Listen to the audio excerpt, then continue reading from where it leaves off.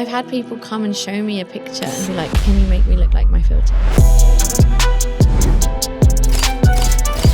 There was a practitioner that did nose filler treatment. They did occlude a vessel. If you do get a blocked vessel, there is a risk of blindness there. That practitioner just stopped responding and this person just left looking for help. This is not a joke. There are fake products out there. I have had patients or clients come to me and say, oh, well, my hairdressers are doing anti-wrinkle injections 3 areas for £99. So there's something not adding up here. You can go on a 1-day course in the UK with no background, nothing. It's just like getting your nails done. You know, you can just walk in down the high street and someone's doing some type of aesthetic treatment. So it's so accessible, not always safe, but accessible. And he said to my mum, I really think Roxanna's got ADHD. The doctor laughed in his face. When I did get that diagnosis, it's like everything made sense to me. I watched a YouTube video about a girl explaining her story. I felt for the first time that I felt a bit normal. Dr. Roxanna Akrami, welcome. Thank you. Did I pronounce that right? You did, actually. Well, where's the surname from? Persian. It's Neighbour. actually meant to be spelled differently, but... How's it meant to be spelled? It's meant to be with an E, so it's Akrami. Akrami. Okay. So everyone else in my family is with an E, but my dad, when he came, they spelt it wrong in his passport. And he just kept it and didn't change it. It's probably a blessing because it's spelt as it's written now. Yes, true. But I was always first for everything at school because of A. Oh, if it I'm was in with you. alphabetical order, I had to go first in the music performances and I had to be sat at the very front of the class all the time.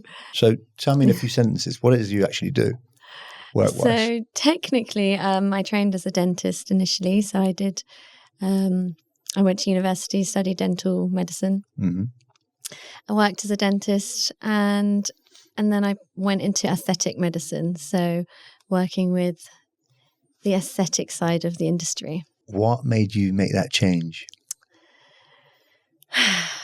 I think difficulties and struggles within the dental field definitely pushed me that way. Yeah. I didn't feel passionate about what I was doing. I had a lot of anxiety. I really enjoyed studying dentistry. I really enjoyed the theory behind it. I really enjoyed learning all the techniques and how to help people. But I didn't enjoy working in the UK as a dentist. The stress levels are so high. There's a shortage of dentists at the moment, and there's a reason for that. It's just not an enjoyable... For me, it wasn't enjoyable, and I can speak on behalf of most dentists that I know. It's really, really stressful. Wow. Yeah. I had no idea. What kind of... Is the element of it that you found stressful the fact that there's not a lot of you and you're doing tons of hours? Or is it the fact that you're working in someone's mouth? Or is it kind of what element of it that you thought? Because I think what you do now for me is a lot more stressful. Yeah. I think the difference for me, because it is stressful, there's risks in both jobs and essentially more in this job for me. Sorry.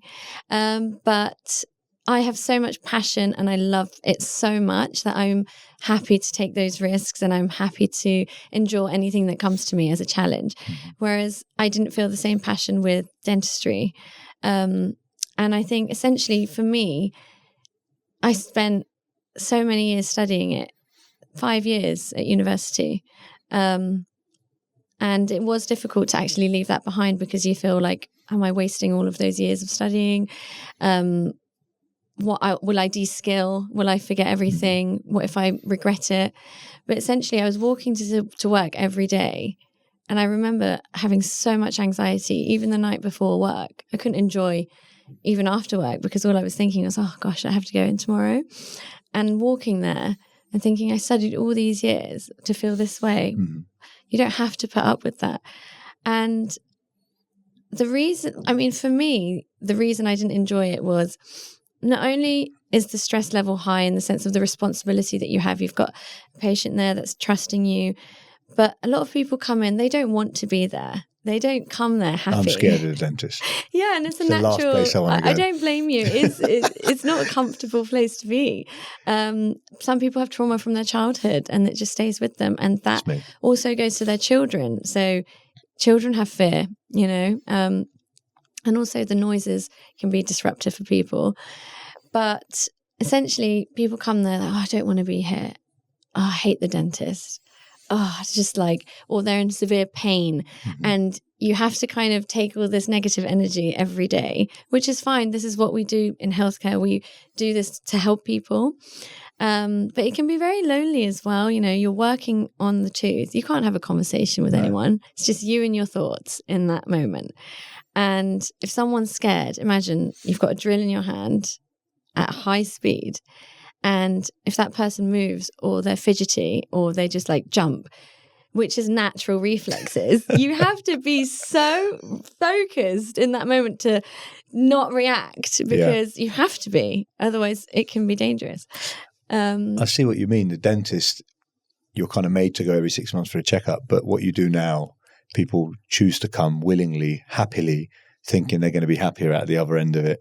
So it's a whole different dynamic. Any of the skills transferable, have you felt? I definitely feel like I can use my knowledge from the anatomy that I learned from dentistry. I mean, when I did my dental degree, we had to do the full body anatomy, physiology. Yeah, I mean, in my degree we did. Yeah, I mean, you do have to learn the anatomy at least of the head and neck in detail. I imagine that, but I just didn't realise about like the body kind of. So in my degree we did the full body. Don't ask me about ankle tendons because I don't remember. But no, it's interesting to learn. I've been excited to get you on because I feel like that cosmetic industry is booming right now. Everywhere you look, there's someone that's had some form of work done. Most don't admit it, but some people are very honest with it. Generally speaking, it's women. Yeah. I'm probably going to get shot for saying that, but guys have some stuff done. You know, I've had a hair transplant, as I told you earlier. Yeah. You might have your teeth done. You might have other bits and bobs, but you see less hair laser removal is quite big in men. Yeah. But I feel like you see less of the facial cosmetic stuff. Yeah. Down here anyway, it might be different in London. Yeah. But before we delve into that, let's take it back a little bit. Tell me about the early years. Like, is there any vivid memory of anything from the early years that stands out when I ask you about your early years that I need to know that might make me understand who you are today? Do you mean as a person? Do you mean in my education? As a child growing up? Right from day one that you can remember to kind of 16, 18. How was that? How was all that life for you? Interesting, I could say. I mean, I could say that my dream, it sounds corny to say, but I always wanted to help people. That was my goal. I'm a very much people's person. And I just got such a satisfaction from helping people. So it was always that direction I was wanting to head in healthcare. You knew that from very young? Yeah, always. I wanted to do medicine, like as in not normal, but general medicine. Yeah. And to specialize in pediatrics, actually, so to work with children. Wow. But because I love children. But my mum said something very interesting. I'm a very emotional person. I'm very affectionate. And she said that I would love for you to do that, and that's your dream, and I would support you. But you do have to remember that you can't help everyone, and there will be kids that you can't help, and that aspect of it, which I hadn't considered. So I can't say dentistry was my dream from a childhood.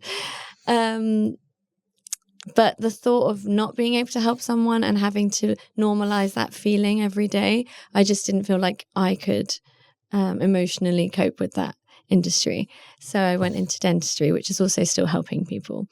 But there were definitely times where I wondered whether I would get to that dream and be able to achieve that because of struggles within growing up, school, education, self-esteem, confidence issues.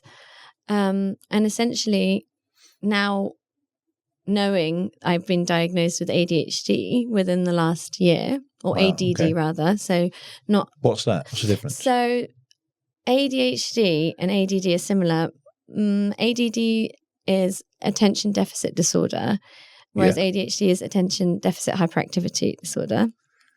So... Ooh, okay. Yes. In adults, ADD is showing more prominently. So that's how it manifests in adults and also mostly women. And And what that means is I'm not jumping off the walls. I'm not a hyperactive person per se, but my mind is. So the hyperactivity isn't obvious to everyone, but it is in my mind, like just racing thoughts every second of the day. I can't follow a conversation. Join the club. Yeah. It's not easy when you're in this role. To sit still. Yeah. So do you feel like that's something that you can relate to? I can relate to it. I've never kind of had any, not been diagnosed with anything as a kid. Yeah. And I've never been hyperactive physically. I do fidget a bit. Like I've got to find something like now moving this pen. Yeah. I don't know. I'm just like doing this as well. My brain, it's relentless. Yeah. Relentless. And I was actually considering it. A few of my other friends done some tests very recently. How does it work? What's the test involve? So getting a diagnosis for me was a mission. It was extremely difficult.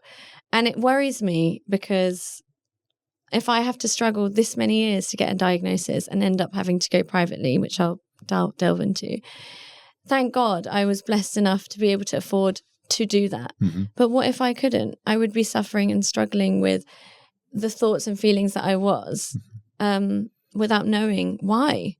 So when I was around 13 years old, my brother, who was 9 at the time, he was always reading and he's such a smart child. He read about ADHD and he said to my mum, I really think Roxanna's got ADHD.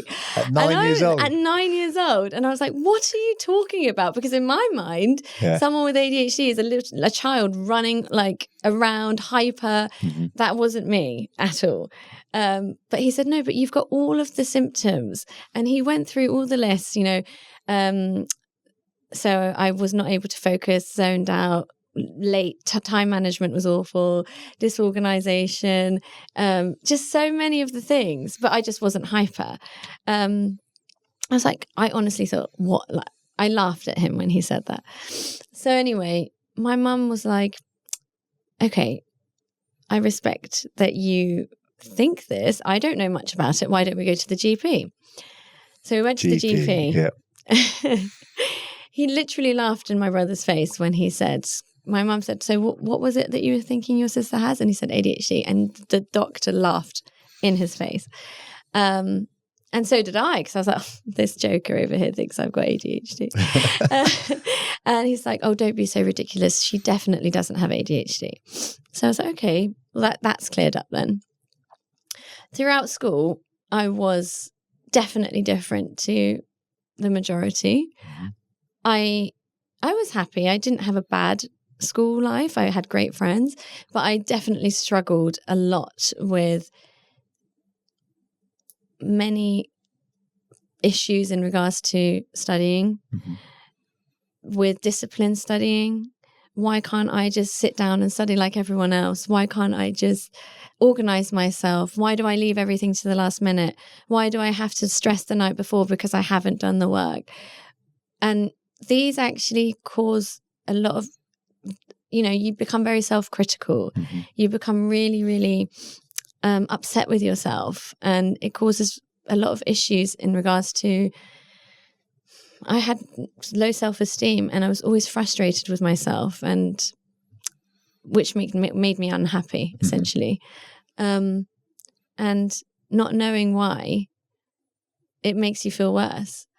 I mean, now that you know, are you on any medication? I am, yeah.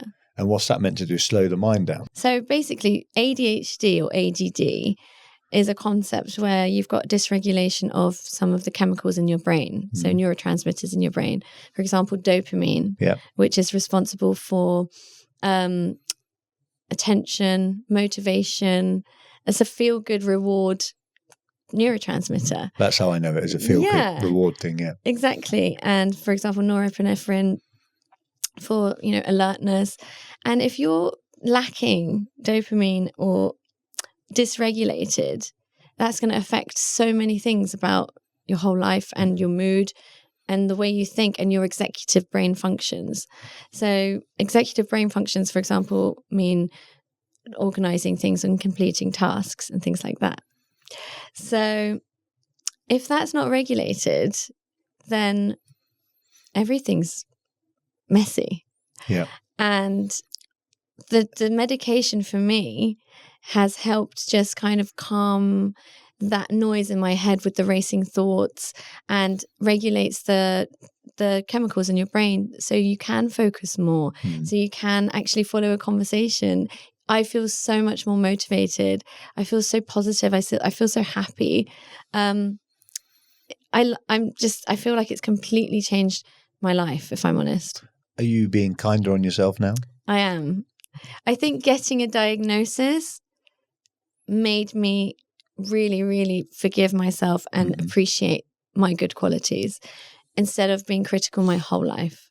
But like I said, to get a diagnosis was really difficult. It's interesting. Once you get to that stage, what's the test? What is it? A test? Is it, what do they do? Is it a blood test? Are you asked to read something or? After that GP when I was 13, 3 other GPs throughout my life told me I don't have it. So 4 GPs in total laughed at me and told me I don't have it. And one of them, the last one, she actually prescribed anti-anxiety medication for me, which is a really, really common problem. So people with ADHD or ADD sometimes, a lot of the time, get prescribed anti-anxiety, antidepressant medications, which can actually make ADHD symptoms worse. So that is a big issue. I didn't take that medication. I knew that it wasn't treating the cause, so I didn't take it. But I just knew that there's something wrong there. So I went to a psychiatrist directly, and he gave me some forms to fill, which were a list of questions. For example, how difficult was it for you to finish your homework on time at school? How prompt, like, are you, how good is your time management? Just questions, general questions about your personality and how you deal with day-to-day things. And the same form had to be filled with someone else filling it on your behalf, so judging you. So it was my partner at the time and my brother that filled that out together. My brother knew me from my childhood. My partner was with me at that time in my life. So they filled that out. And there was also a few online tests, which you have to answer some questions. Again, about day-to-day things. How do you cope with things? How do you react in certain situations? And then after all that was completed, I had a consultation with the psychiatrist, and he asked me questions for about an hour whilst also assessing all of my answers. Yeah. And he didn't give anything away at all. So I had no idea until the end of this consultation if I have ADHD or not. Am I going crazy? It was really, really intense because for me, I just wanted clarity. I just wanted peace to know that there's a reason for the way I am. And then he asked me at the end of this hour-long kind of discussion about me answering questions, he said, do you have any questions? And I said, am I going crazy? Do I have it? I don't know what to think anymore. And then he said, you're not going crazy, and you have it. You have it severely, if anything, every symptom. Wow. I just find it quite interesting when that diagnosis is based on, there's no way of chemically checking, right? So they've not taken bloods, they've not looked into your brain, they've asked you some questions. The only reason I'm curious about that is, if depending on what day you catch me on, depends how I answer those questions. Yeah. But I guess your partner and your brother probably back that up, which is why they have a third party. Do you see what I mean? Like if you caught me on a day that I'm extra scatty, I might answer it and they'll be like, this guy's like lost cause, we can't fix him. Yeah. It's quite interesting. The thing is... does it matter? It's... As in, I don't know. Is it going to change my life if I know? Like, are you someone that likes to kind of always get to the bottom of something? Is that in your personality anyway? From that fixing element you're saying as you're a child? For me, I feel like I needed to know because I was struggling a lot in my relationship and certain traits. And those critical words that I was using to myself my whole life were manifesting in my relationship. And sometimes, you know, people with ADHD, they come across lazy. They come across like they don't care about things, and they're disorganized, and they don't care about your time because of their time management issues.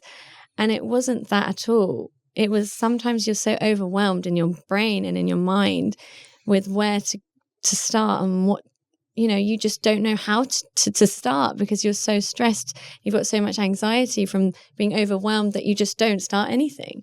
And to actually explain how I'm feeling to someone who doesn't understand that feeling, it was really difficult, not just a partner, but friends and family. And I just wanted to know, for me, I watched a YouTube video about a girl explaining her story, and I related, for the first time, I related to someone so much. And I was like, wow, someone feels the same as me. It's amazing. I cried after watching that video. Really? Because I felt for the first time that I felt a bit normal in my life, and I could actually sorry, I didn't expect emotional. That's all right. Take your time. No, I've just have some water. You know, Didn't expect that to come. That's all right. It's quite a personal thing, isn't it? You're talking about. You don't know why you are. You just think that's the way I am. You know, everyone's like, "Oh, Roxy's just in her own little world. She's a daydreamer. She's, you know, she's just that's the way she is." But nobody knows that inside. I wish I could have been so different in some things, and the pressures that I put on myself, and to hear someone else saying the same things and how they felt and how they were impacted the same. It felt so nice to relate to someone. And I just wanted to know, do I have it? And when I did get that diagnosis, it's like everything made sense to me.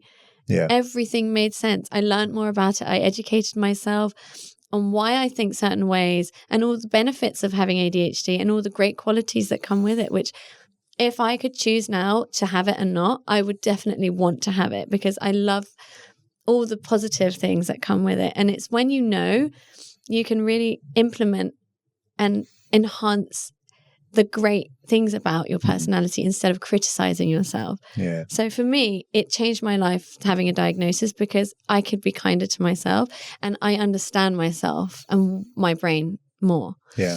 Super important. And huge respect for kind of talking about it openly and kind of trying to develop yourself and make yourself better by getting to the bottom of that. That takes a lot of courage. Thank you. So how many years have you not been a dentist now and been a cosmetic doctor? I would say when I started dentistry, I very soon after did do aesthetics, as in started educating myself with the courses and doing it alongside dentistry.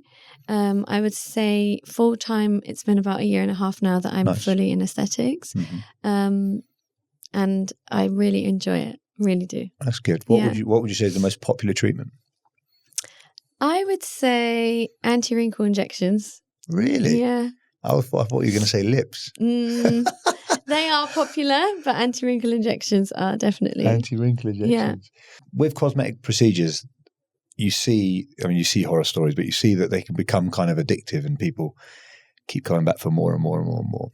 From a moral standpoint, is there a point where you're like, this is getting excessive to your clients and you might say, I'm not doing it, 100%. Go somewhere else? Definitely. That's actually a difficulty I face sometimes. Some people come, they've had treatments, they've got really big lips, for example, and they do not need any more. And when you try to say that, they just can't see what you see. And to explain that and say no can be challenging sometimes. Some people really, really appreciate that honesty and they are happy that you would rather be honest than just take the money and do the treatment anyway. And that's a lot of my patients and my clients come back to me because of that trust there. They know that I want the benefit for them and the best for them. Of course, it's a business at the end of the day, but ethically, I don't want that type of money in my life. I'd like to be honest and do what I think I would do for my parents, my brothers, my sisters, my friends. But sometimes you do get people that can be unappreciative of that and push what they want. And it is difficult, especially I've got a people-pleasing personality sometimes, which is difficult for me to say no, but you have to, because otherwise you're doing them an injustice at the end of the day. Of course, yeah. And it's a commercial endeavor and they're trying to pay. You've got to turn down money as well. You've got to turn down business. It's tough maybe when you first start out. When you study for this kind of stuff, I mean, what's the aim of the studying? Is it about symmetry? Like what's beauty? How would you describe beauty? You know, why do I look at one person and feel attracted to them physically, like they think their face is pretty and not to someone else? What am I seeing subliminally in my head? Is it like preset biases from television growing up, or is it a symmetry? Is it something in their face that I can see without realizing I'm seeing it? I mean, essentially, symmetry is beautiful. For example, Angelina Jolie is one of the most beautiful women in the world. She has a very symmetrical face. But to be completely symmetrical would be robotic. So that's not also very attractive if it's completely symmetrical. Yeah. I think it's important to emphasize that everyone's asymmetrical. We are all asymmetrical. It's natural. But yeah, symmetry does enhance beauty to the human eye. But at the same time, I think it's also very subjective in the sense that what I might find beautiful is not what you find beautiful. So there's also that aspect there. I agree with that, but I do think at the moment, I don't know whether it's probably trends, right? Because I feel like everyone's going a similar way with what they're doing. And then it comes in circles. And I know we spoke about that before we got on air, but you obviously see trends, and you've got like the Kardashians that kind of do what they do. And do you notice those trends run in line with maybe who's on television at the moment, who's famous at the moment, who's the biggest influencer at the moment? Where do you think those trends come from? I think so, for sure. Definitely. I mean, she was like, Kardashian's a prime example. I feel like they're very influential, those guys. Yes. Very, especially with young women. And they kind of, if they say you need these type of lips, everyone's going for those. But, what's the health risks? You know, you said about stopping people getting excessive. What in your eyes is excessive? How do you judge that that's excessive? Do you see what I mean? Like, how big can I go with my lips before you start going, that's too much? Is it a health thing, or is it just a visual thing? That's a good point. I would say both, to be honest with you. In the sense of visual, I mean, my aesthetic is natural. I like when I do a treatment, I like the natural look. So you just enhance that person's beauty. But if they end up looking like someone completely different and their lips are projecting out of their face and out of line with their other features, I just don't think that looks, to me, nice. And also, your lips have only got so much space. If you are injecting filler into that compact space, it will only move out, and it can cause issues. It can be dangerous.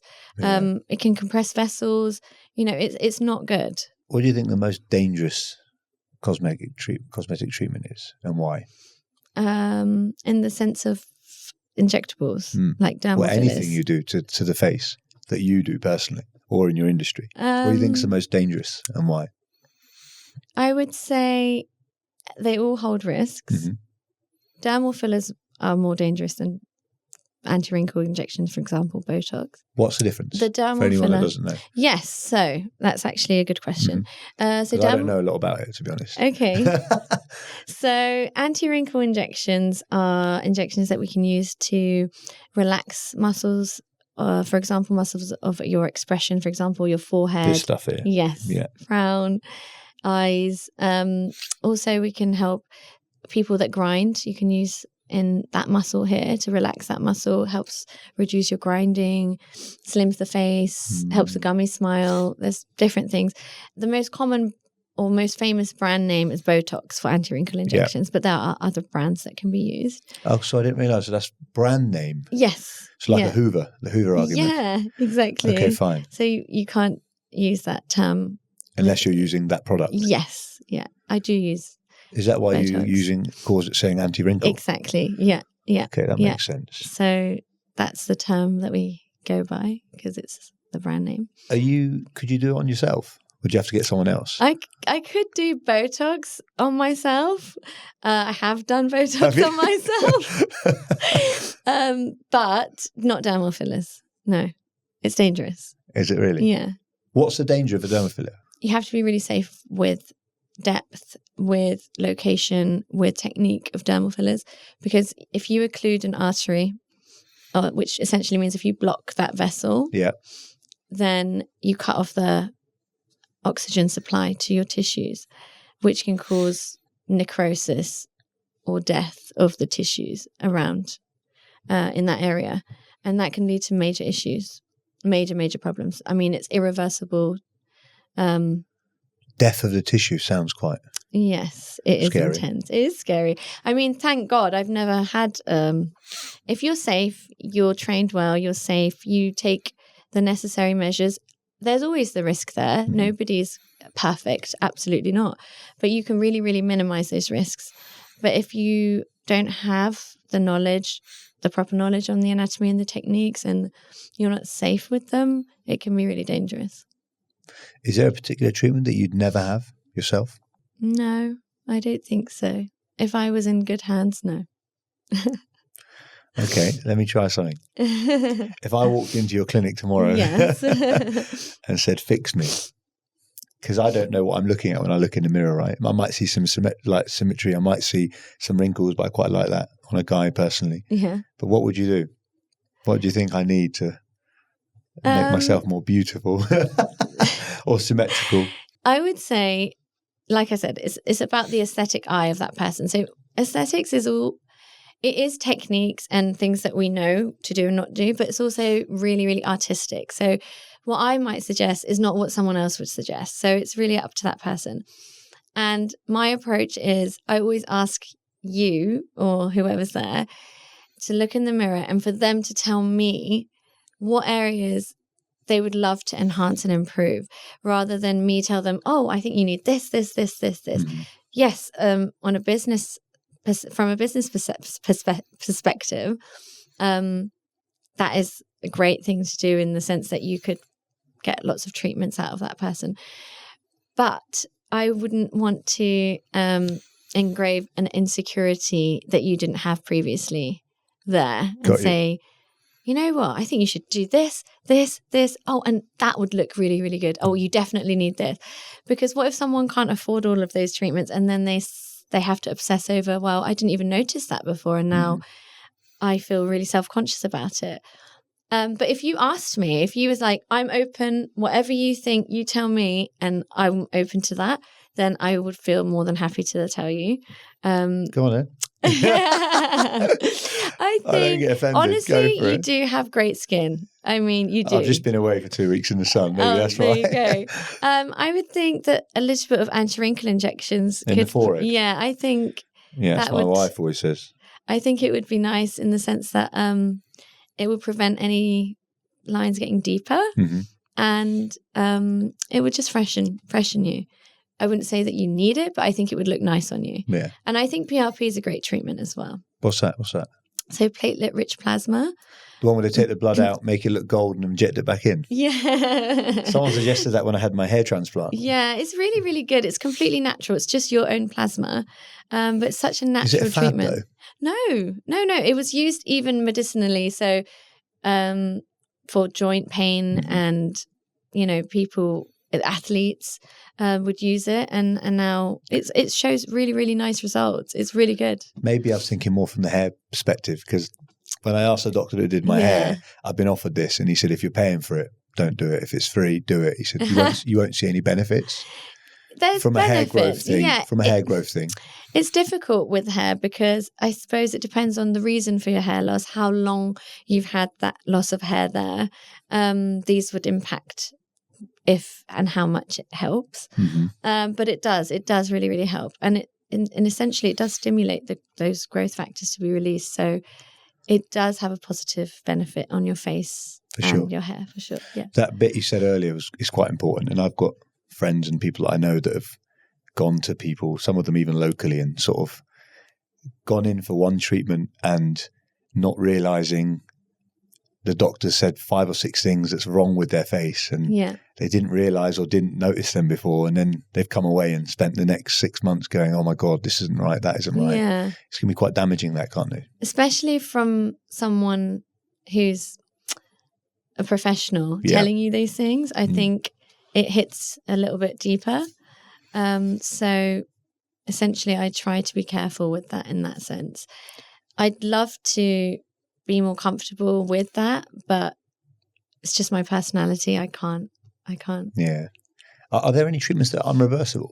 So if I came to you and had anti-wrinkle cream, injection. And then 3 weeks later thought, this is rubbish, because I actually quite like being able to look angry and being able to look happy and being able to look surprised. Yeah. Can you remove it? Anti-wrinkle, no, but it does wear off at 3 months. So it peaks at around 6 weeks, and then it starts to slowly wear off, and it will go. So if you really don't like it, back to normal. Oh yeah, you'll go. If you don't have it again over time, it will go back to normal. Wow. What about lip fillers? They don't, do they? You have to remove filler, don't you? I think they do break down. They do break down over time. Sometimes it just takes a lot longer for some people than others. Sometimes you can get migration, which stays for years. But with fillers, you can remove them with an enzyme. You can break it down immediately. Makes sense. Yeah. Do you think, like, obviously social media has a big impact on the cosmetic industry. Mm-hmm. Do you think these filters that people use on their face are creating us to be less happy with how we actually naturally look and 100%. How we're supposed to look in a way? 100%. I think that is a really big issue, actually. But it keeps you busy as well.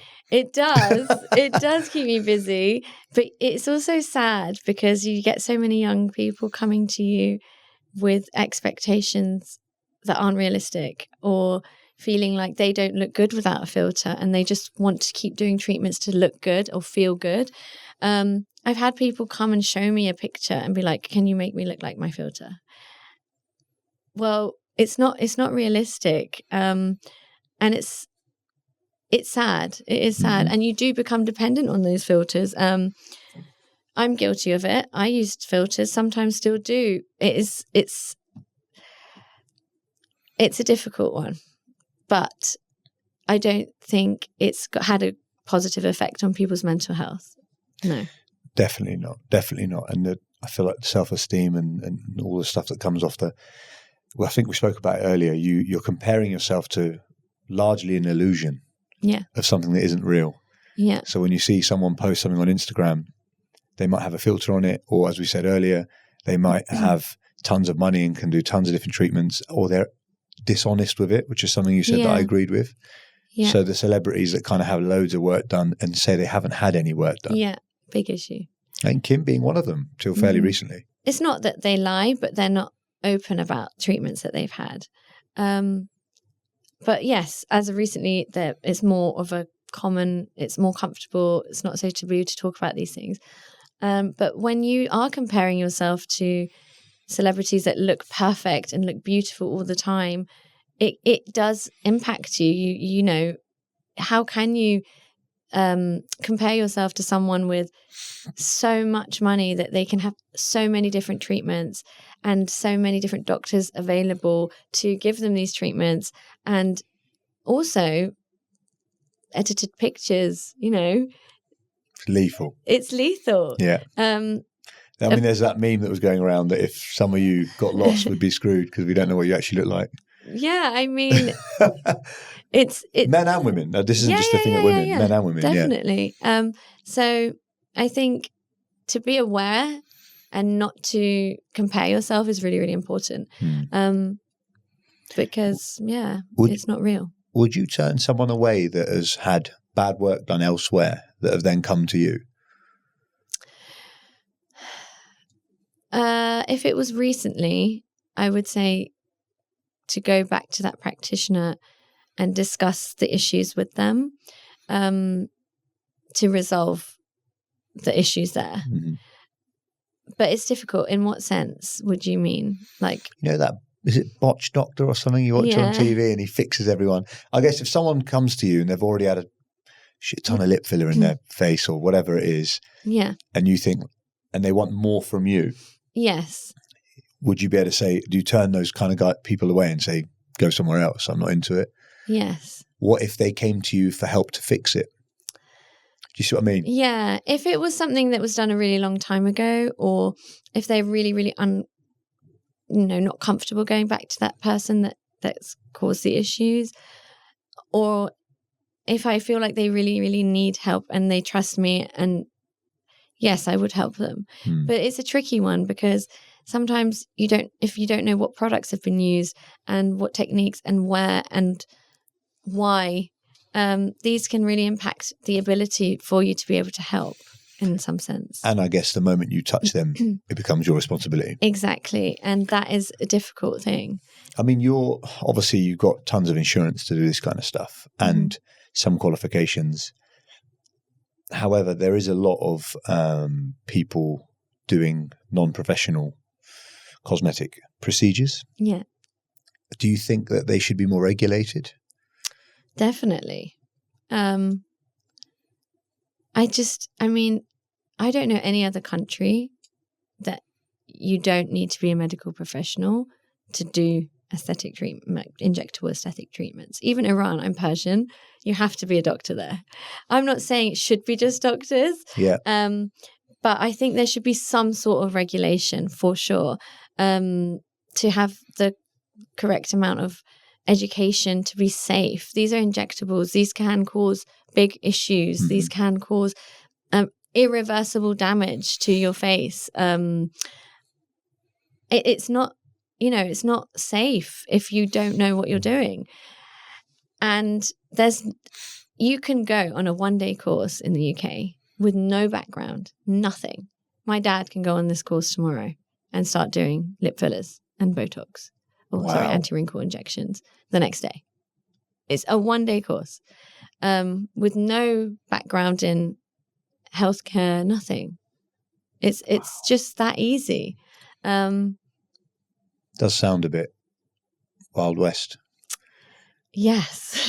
Kind of vibe. I feel like at least some sort of background in skin, healthcare, anatomy, or at least have to do certain courses to gain that level and then be able to do aesthetics, then fair enough. But to have absolutely nothing, no background, and to be able to perform these treatments is really dangerous. I mean, I suppose they still have to have an insurance in place. Yes, you have to. You should. And then there's the element of like the quality of the products being used. Exactly. It's an issue. Because if you want to inject anti-wrinkle injections, this is a prescription product. You have to have it prescribed to you. So for you to go and buy this product, I have to be able to prescribe drugs, medication. So how do I buy it if I've done my 1-day course? So either you black market, no. You can. Some people, I don't know about that side, but I know that it exists, and I know that some people do go down that route of fake products, black market. Some people have a prescriber, so someone who is able to prescribe, and they ask them to prescribe for them pay them to prescribe for them. Got you. So I might pay you to be kind of my supplier. Yes, but essentially I'm the one responsible for the person that you're injecting because it's me that's prescribed that. So. Wow. I mean, have you heard of any or seen anyone that's been to anyone that might not be that qualified, and any horror stories? I've treated people that have been. Mm-hmm. They said that they've just stopped responding to them and telling them that it's fine, the issues that they were having with their treatment when it wasn't fine. But isn't there a governing body? Like, who would you go to as a complaint in that field? See, this is the thing. I have my GDC number on the line. I'm a dentist. I'm part of a regulating body, and it was not easy to get that. I had to prove my education. I had to keep up with my CPD points. I have to take steps to be within this regulatory body and be safe. And they, if anything comes up, this is investigated. So I would never want to lose that, and I have that to lose on the line. Whereas if you've got no regulating body, if you are someone that was in marketing and then now just doing lips on the side, you've got nothing to lose in that sense, nothing to fear. Maybe, yes, you might not be able to do lips anymore, worst case scenario, but it's not losing your whole kind of career in a sense. Yeah. I mean, some people probably go to other people due to cost, I guess. It's cheaper treatment. Yeah. Like if someone's listening to this that wants to get some Botox done or treatment done and maybe cannot afford to go to a qualified doctor and is looking at cheaper treatments, what would you suggest to them? I would say that things like injectables for your face are not something to skimp on. If you're going to do it, go to someone who's trustworthy and that is using good products, because this is not a joke. There are fake products out there. There are products that you can react to, and there are things that can go wrong. So I wouldn't risk anything like that. I'm not saying you have to go to the best, most famous person in the UK or wherever, and that's fine. But someone that is ethical and is buying products, because I have had patients or clients come to me and say, oh, well, my hairdressers are doing anti-wrinkle injections, 3 areas for £99. And I think to myself, because to buy the product is expensive. It's not a cheap product to buy. To actually buy a bottle of, for example, Botox is £145 for me to buy. So, okay, I'm not using the whole bottle at once in that person, but still, how can you offer a treatment for £99 for 3 areas when the actual cost of the product is higher and make a profit on that? So there's something not adding up here. So what are you actually using to be able to offer that and make a profit off of it? What's industry standard if I came for 3 bits? I would say around £300. Okay. And is that done on like grammage? Not grammage, but like units. Is that what it's called? It's not. It's usually, in the US, it's more based on how much is used. In the UK, it's more how many areas. So, for example, forehead's an area, frown lines are an area, the eyes, crow's feet are an area. Is looking good important to you? Yes, it is for me. There's obviously a lot of mental health issues with young people growing up. Do you think your industry is partly to blame for the cause of that, or a type of cure for that to help people feel more happy with themselves? I think yes and yes to both questions, if I'm honest. Sometimes, people get something and they're like, oh, I love it. And then they just like, oh, what else can I do? And they keep going and keep going. And then when they don't have it, they don't feel good. They don't feel like they look good anymore. Or they feel down and they feel like this is a way to make them feel better, which is the wrong reasons to get this done. So it's really important to really identify why someone wants a treatment and the kind of reasons behind it. And are we targeting the issue or are we just masking something else? At the same time, it's such a gift and a blessing when you do have someone who's had an insecurity for so long and they just want to enhance or tweak something. And you've got that ability to do that and to make that insecurity fade a little.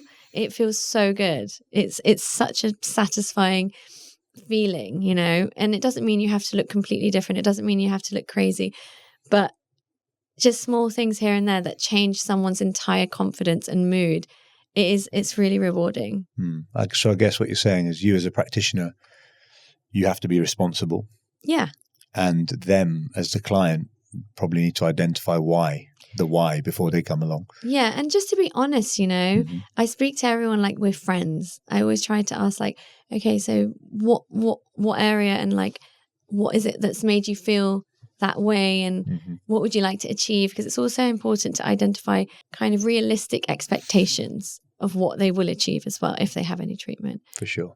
Yeah. I mean, if we think that it's helping people be more confident and be happy in their skin, should it not be offered on the NHS then, do you think? Because at the moment it's only private, right? Yes, it's only private. I would say that's a tricky question because I think it can be abused very easily. How do we really identify the motives? We have to believe what that person's saying. And I think it would take a lot to really identify whether it's really affecting their mental health or not. But I feel like the NHS has so many things that they really need to fund for that are really life-threatening, that are more important than even, I'm not saying it's not important to feel good and look good, but I wouldn't say that this is an essential. It's a luxury to have. It's like an optimization, isn't it? Yeah, in a way. It's a luxury. What's the worst horror story you've heard in the industry? There was a practitioner that did a nose filler treatment and they did occlude a vessel.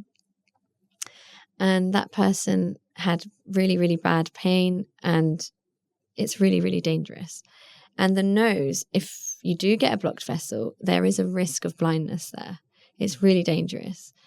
And that practitioner had just stopped responding, just MIA, no response, couldn't get hold of them. And this person just left looking for help. So there's like a community that we have where we discuss cases, and if someone can help, they will, depending on the location. And for me, that was terrifying to just think, what if that person didn't even know that there was this big of an issue? What if they didn't know the risks involved and they just left it? Because if you leave it, it will only get worse. So it was terrifying for me to just think, how could you be so irresponsible? Is there a period between that and how many days, hours, weeks before that blindness may occur? Or is it just risk of as opposed to definitely every time? I think definitely just risk of, because sometimes it's not about, it can happen really, really quickly after.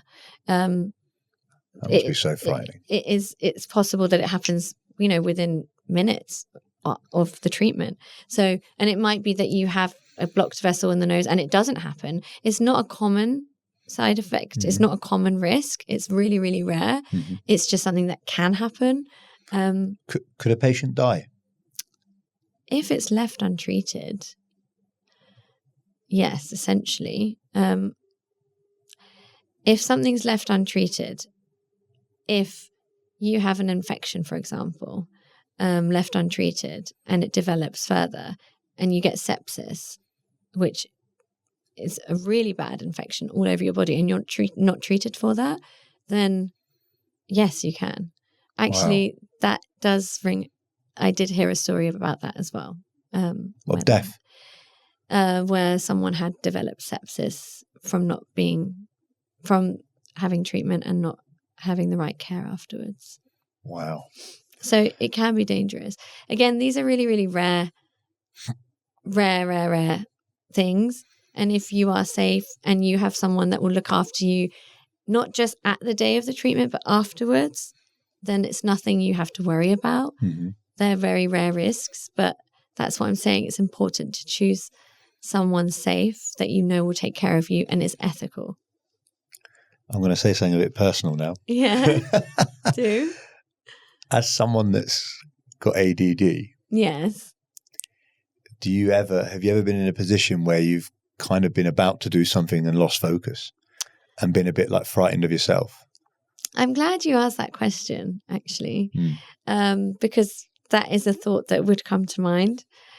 And so ADD, you can't focus, but you can hyper-focus.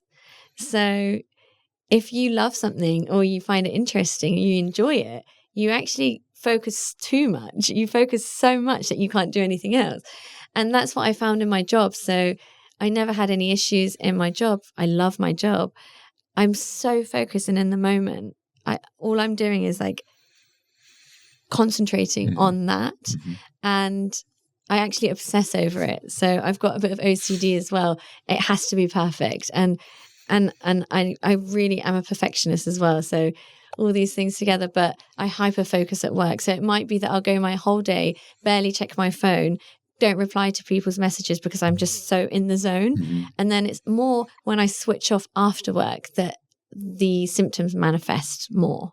Yeah. So it's not in the job, but it's more so everyday life circumstances. So I can hyper focus at work. I can weirdly resonate with that. Yeah. Actually, that one I can resonate with because I'm scatty in my brain if it's something that I don't really care about too much or doesn't interest me. Exactly. And that's one of the reasons why probably I struggled a bit at school because none of it really interested me. But if you find something that I'm interested in, I'm hyper focused. Yeah. So really like, driven. Exactly. So I'm just so in the zone, sometimes too much in the zone. Yeah. You can't get me out. But no, at work, no. What would you say is the biggest myth about fillers? I think that they look fake. You know, people are, they look fake. I don't want fillers. They look really bad. They look obvious. I wouldn't say so. There's so many people that you would see and you don't know that they've had fillers because they look natural, because they've been placed in the right amounts, in the right places, and they're not done too often, the right products. It looks really good. It looks so natural. I've not met anyone yet that's had it, that's admitted they've had it, that looks natural. Mm-hmm. Because the ones that you notice as average Joe like me have gone too far. Yes. And the ones that you don't notice, you don't ask and they don't say. You just presume they haven't had it done. Exactly. The word filler only scares me because I think of like probably being a guy, the filler you use when you're going to respray or paint a car that's been damaged. Oh, right, yeah. So they put this like filler on, right? And they let it sink and they put some more and they let it sink and then they paint it. And if they haven't let it sink right before they painted it, you might notice some car panels, you might notice it now I've said it, go like in and have like funny layers across it and weird looking. And the only time I've seen fillers look, that's what I presume is going to happen with the face. If you put tons of filler in, I don't even know where it goes, I'm pointing here and here on your cheekbones, that it might look a bit. Yeah, so fillers, there's different types of fillers. There's different thicknesses and there's so many different types of fillers depending on the area that we're injecting. So, for example, the filler that we would use in your jaw would not be the same as the lips, would not be the same as the under eye. Mm-hmm. And that's why it's really important to choose the right product depending on where you're injecting and doing it in the right layer. Can you do the under eye? Yeah.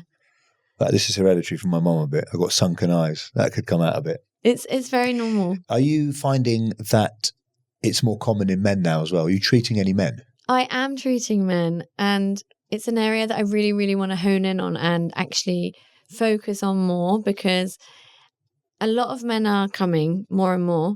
But what I find is that it's a bit of a taboo within the male industry, or rather male circle. I find that so many men, they really want to have treatments and they're so interested, but they're shy, or they're scared about what their friends are going to say, or they're going to get made fun of by their friends. So when I do have male clients, I really, really like that. And I want to make it more known and more normalized in a way that it is men and women can benefit from treatments. What kind of treatments are men having? Mostly anti-wrinkle. Okay, so Botox. So if they've got like deep set lines, or they're getting lines, Botox, for example, or they want more structure in their jawline and their chin. That I have recently noticed. Yes. The jaw. There's a few lads recently in the gym that I've seen. I thought, all of a sudden he looks a bit like an action man. Yeah. With his jawline thing. And does that stay, or do they have to keep topping that up as well? Yeah, it stays for, we say around a year, but usually a bit longer, depending on which products used and which brand. I would say between 9 months to 2 years, maybe longer even. I noticed on your Instagram you're talking about non-surgical nose stuff. Yeah. I mean, talk me through that. How does that work? Because I just presumed, like, I have a few younger cousins, girls, who have had nose jobs. They've been to Turkey and had a nose job because they weren't happy with the kind of typical Turkish. Sometimes you have a little bit of an arch here. Yes. But that's a full-on nose job, right? They come out with 2 black eyes, their nose is completely restructured. Yeah. but I watched one of your videos and you're not actually cutting anything. No, it's literally using dermal filler.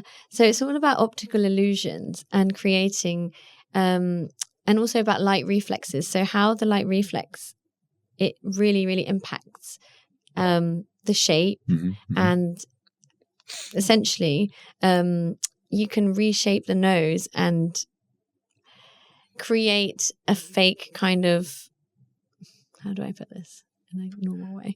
So it's like, so it's about optical illusions, basically. So the way the light reflects onto your structures can impact the way it's seen, obviously. So for example, if someone's got a bump here, or they want to lift up the tip of the nose a little bit, if we just fill that tiny bit with filler, and we can just put some filler just under here in the base, and also create like a fake tip here with some dermal filler, it will just give you a nice straight and slightly upturned nose. And it also can sometimes, it doesn't physically make the nose slimmer, but because of the optical illusion, it can look slightly slimmer because the light's now reflecting here rather than being spread, if that makes sense. Yeah, it makes loads of sense. Yeah. So this little bit I've got here, we could fill in here and it would flatten it. Yes. I mean, you do have a great nose, to be fair, but if you wanted it straighter, you can.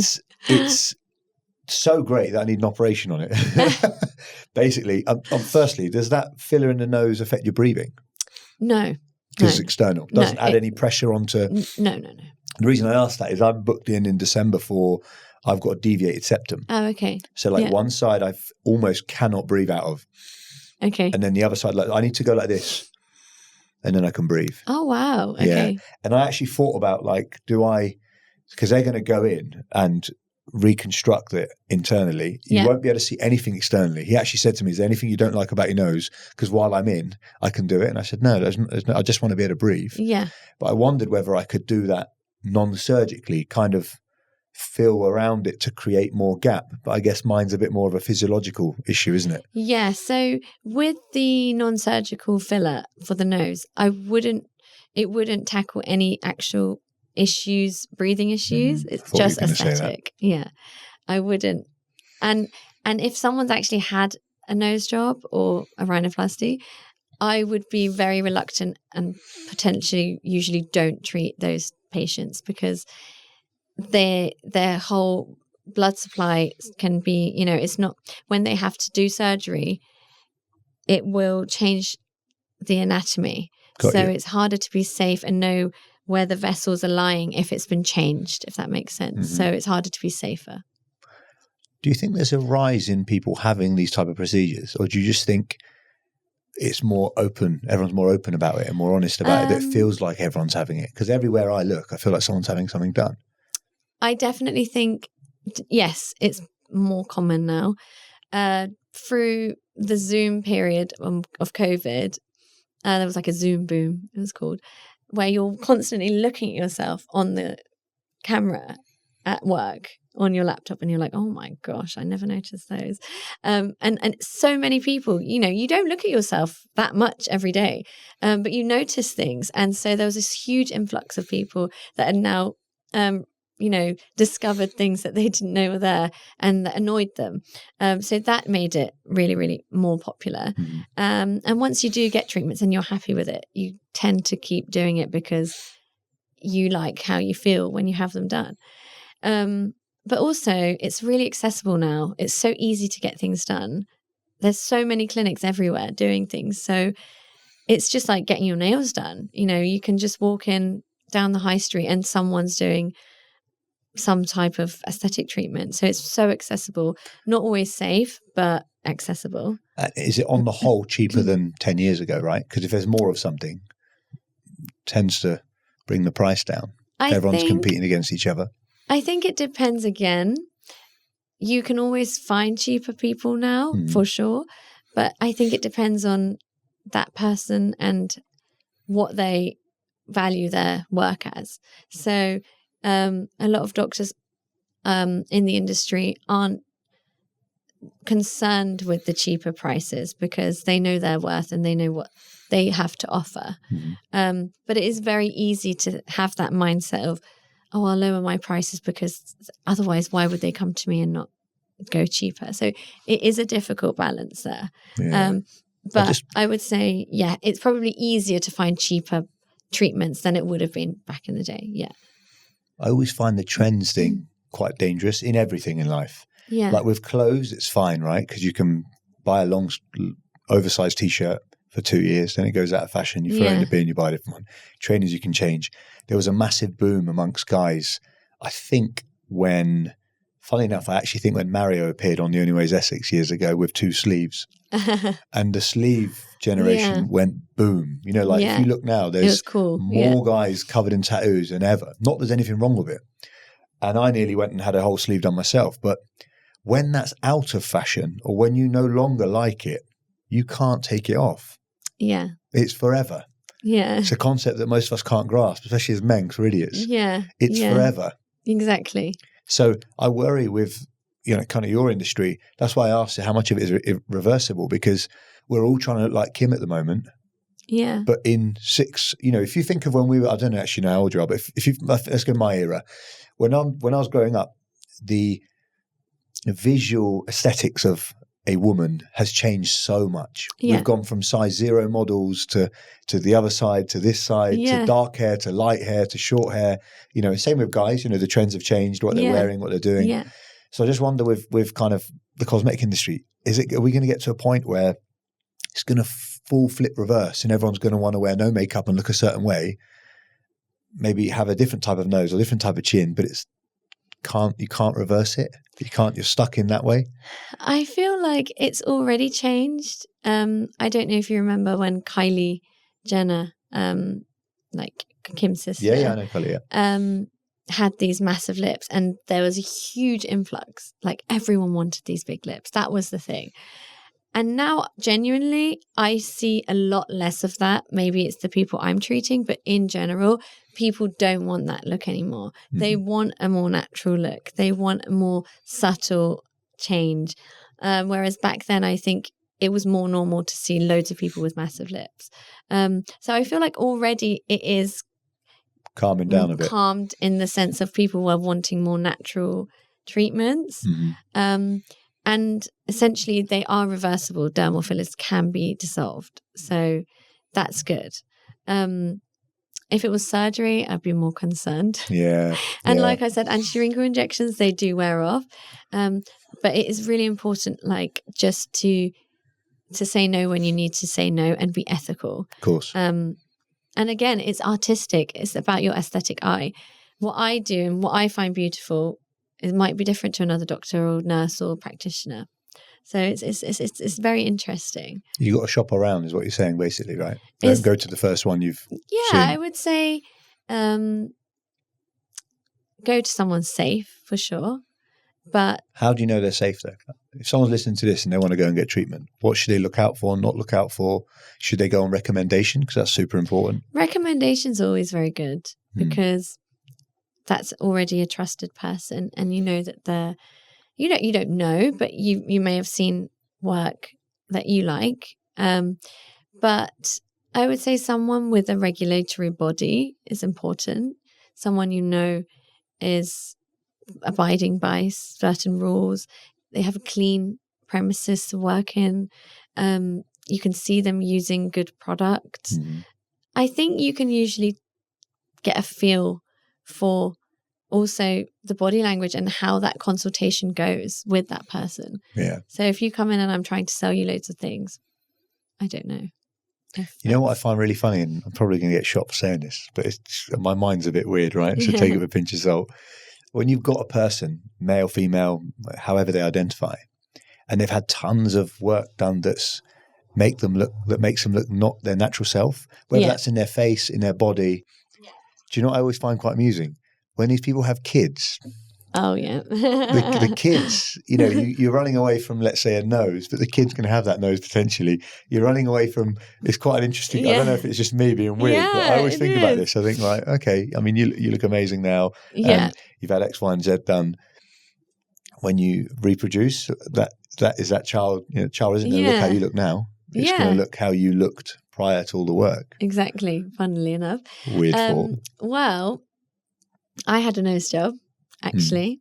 And in Iranian culture, Persian culture, it's so normal to have a nose job. Same in Turkish culture. It's actually more abnormal not to have one in a sense, because they're like, why haven't you had a nose job?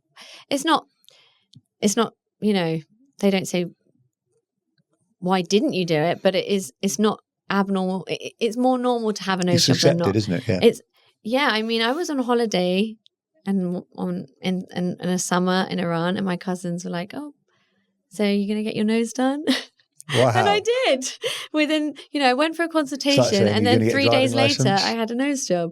And it was a really funny. It still is a running joke between us all. Like, oh my gosh, like, what are our children going to look like? But essentially, I'm still happy I had it. I'm really, really happy I did. Yeah. There was actually, I don't know if you ever heard, there was an Asian couple, and the husband sued his wife because when they had kids, they looked nothing like either of them. No way. And then he found out that she'd had so much surgery done, and that like he didn't know, and she looked completely different before the surgery, and then he sued her. That's wild. His own wife. Yeah. Wow. I mean, she looked great. Was quite a difference. I can imagine. So the children had taken after her previous features, her natural features.